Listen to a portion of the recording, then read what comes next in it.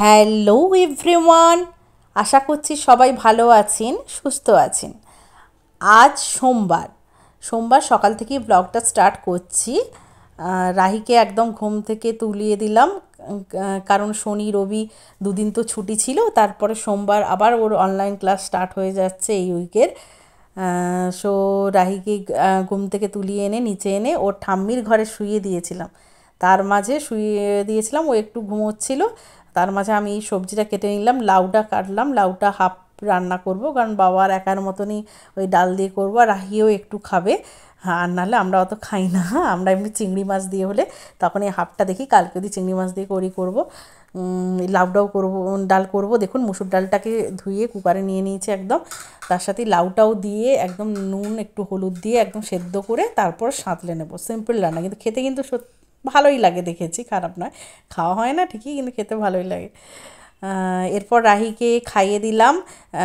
কুকারে লাউ ডালটা বসিয়ে রাহি বলল আজকে একটু রুটি খাবে। রুটি তো আমাদের রোজই হয়, বাবা আর মা টিফিনে রুটিই খায়। রাহিকে তাই জন্য রুটিও দিই, কখনও যেদিনও যা ইচ্ছে খেতে চায়। রুটিটা খেলে ভালোই হয়, তবে গোটা রুটি একদম খেতে চায় না। ওই ডুবিয়ে ডুবিয়ে হরলিক্সে ডুবিয়ে ডুবিয়ে ওইভাবে রুটিটা খায় হাফের মতো। ওটাই ওর টিফিন হয়ে যাবে। ওই খাইয়ে দিচ্ছি, খাবে না, ওই জোর করে একরকম খাওয়ানো হয়। খাওয়াতেই মুশকিল হয়ে যায়, মানে ভাত টিফিন সব কিছু। কিন্তু ম্যাগি খাবে বলো, ম্যাগি চাউমিন এসবের বেলা একদম রাজি আছে, আর এইসব খেতে চাইবে না ভালো জিনিস।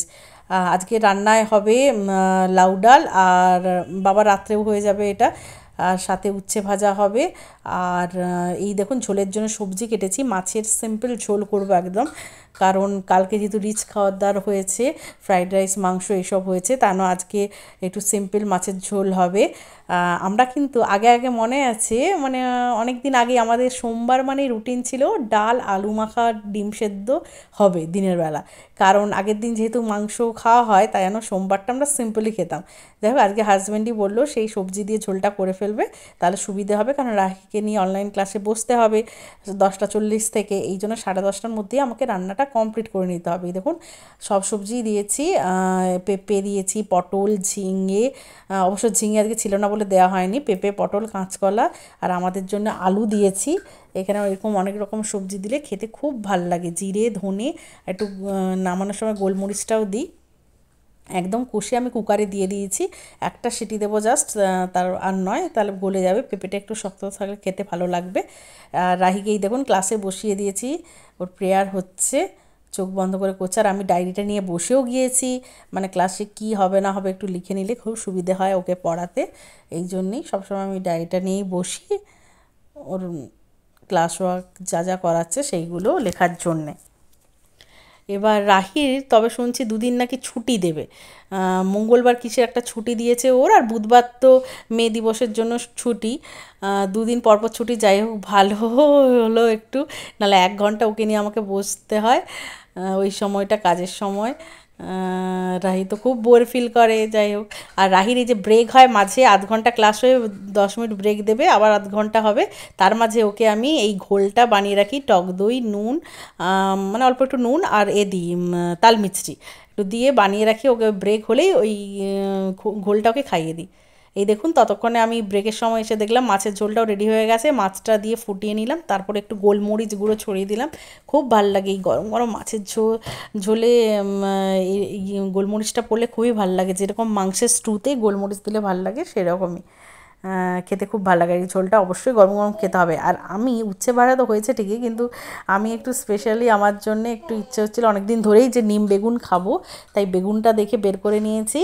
এই দেখুন বেগুনটা ভাজা ভাজা হয়ে গেছে, নিম পাতাটা আমার আগে থেকেই গুঁড়ো করা ছিল আগের বছরের, সেটাকে একটু ওই বেগুনটা সরিয়ে হালকা তেল দিয়ে এরকম ভেজে একসাথে মিশিয়ে নেব।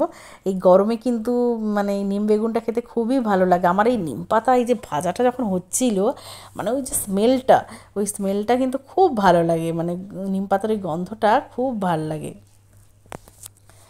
যাই হোক, খাবো এই নিম বেগুনটা, এই গরমে কিন্তু রুচিও হবে মুখে, এই আর কি। এরপরে রাহির হচ্ছে ছুটিটা হয়ে গেল, তাই জন্যেই এই ডিম বেগুনটা এসে করলাম। আর ডালটা দেখলাম মা সাঁতলে নিয়েছে, ডালটা রেডি হয়ে গেছে। আর এরপরে রাহিকে আমি স্নান করিয়ে দেব।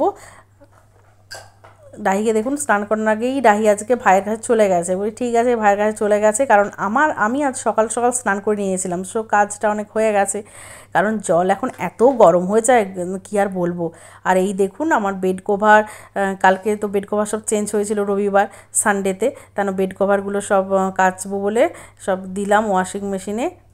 আর এবার এটা হচ্ছে সন্ধেবেলা রাহিকে পড়ানোর পর নিয়ে বসলাম। এদিকে আমি এই হাজব্যান্ডের জামার অনেক 3টে জামার বোতাম খুলে গেছে, একটা একটা করে বোতাম খুলে গেছে, তা না আমাকে দিয়ে গেছে। এই যে সেলাই করব, বোতামগুলো লাগাবো, আমাকে এই কাজটা দিয়ে গেছে। রাহি এইদিকে দেখুন খেলতে বসে গেছে ওর ডল নিয়ে। এই ডলটাকে ওর পাপা বের করে দিয়েছে। ও অ্যাকচুয়ালি স্মার্ট বাজার আমরা যখন গেছিলাম এরকমই ডল ও দেখেছিল, দেখে বায়না করেছিল।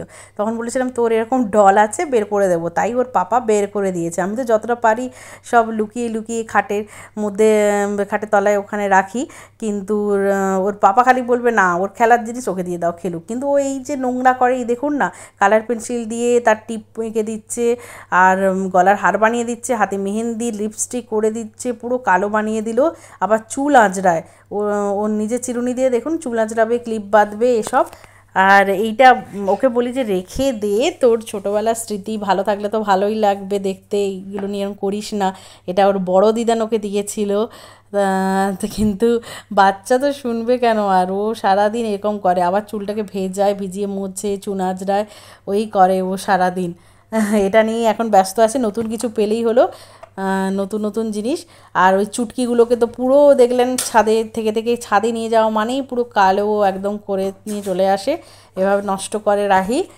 এরপরে রাহিকে কালার করতে দিলাম, রাহি বসে বসে কালার করছে, কালারের প্রতি একটা ঝোঁক আছে দেখলাম, ইন্টারেস্ট আছে বেশ, বসে বসে কালার করছে, যেহেতু পড়াশোনা হয়ে গেছে। এই তাহলে বন্ধুরা আজকের মতো ভিডিওটা এখানেই শেষ করছি। কেমন লাগলো আপনারা অবশ্যই জানাবেন, আর ভালো লাগলে লাইক এবং শেয়ার করে দেবেন। আর আমার চ্যানেল নতুন এসে থাকলে চ্যানেলটিকে সাবস্ক্রাইব করে পাশের বেল আইকন ক্লিক করে দেবেন আরও নিত্য নতুন ভিডিও পাওয়ার জন্যে। আপনারাও ভালো থাকবেন, সুস্থ থাকবেন। আজকের মতো bye bye, thanks for watching.